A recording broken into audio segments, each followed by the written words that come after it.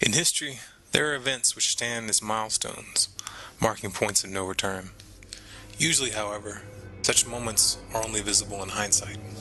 The Enabling Act passed by Hitler in 1933, followed by the Reichstag Fire Decree, were passed in Germany with little resistance and without public outcry.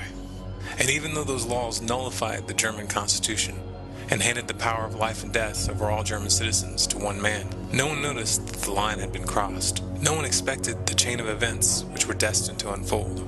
No one understood that Germany had already passed the point of no return. On December 15, 2011, on the 220-year anniversary of the ratification of the Bill of Rights, the U.S. Senate passed the National Defense Authorization Act of 2012. The bill officially gives the military the right to arrest anyone, U.S. citizen or otherwise, and to hold them indefinitely without trial. And since the government will not be required to produce one shred of evidence to support its claims, a mere accusation of belligerent activities is now all that is needed to declare you an enemy combatant and to make you disappear forever. You might hope that such powers will never be used, but history consistently proves otherwise. Throughout history, it has been the norm for political dissidents to be imprisoned and executed without due process. Throughout history, it has been the norm for political opponents to be taken from their homes in the middle of the night on charges of treason. When a government assigns itself the power to imprison and kill without trial, its motives are always the same. The United States is not an exception. If there was any lingering shadow of doubt in your mind that we have passed the point of no return, it should be gone now. If it isn't, then you aren't paying attention. We are in the 11th hour. We are witnessing the final stages of the police state falling into place.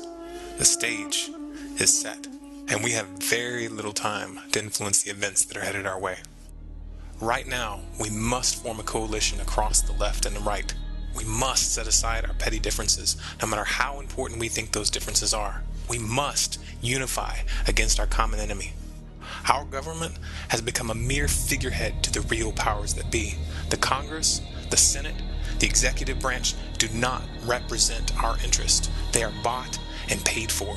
They are corrupt beyond all repair, and they deserve nothing less than to be arrested and tried for high treason.